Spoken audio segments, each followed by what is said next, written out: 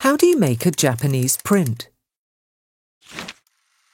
Japanese woodblock prints were a commercial form of art.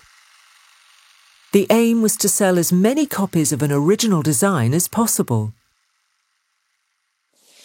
A Japanese print was made by 4 people: the publisher, the artist, the woodcarver, and the printer.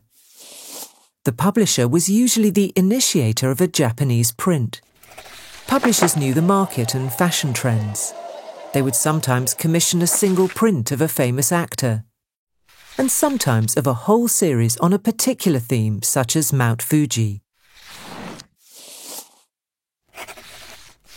The artist sketched the subject on paper.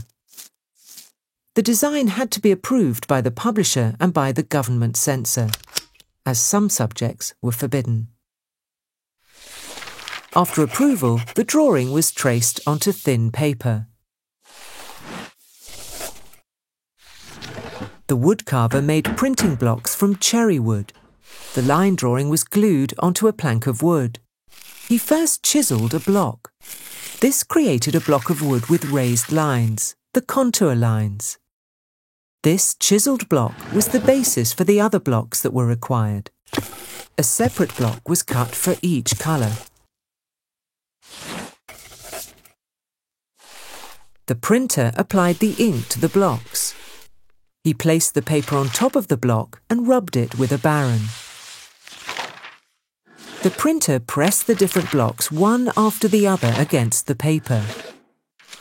A notch had been made on each block in exactly the same place so that the paper was aligned. This meant the colour stayed neatly within the lines. The final print run was determined by the success of the design. Sometimes thousands of copies were made of very popular designs. As Japanese prints were not numbered, the exact print run is unknown.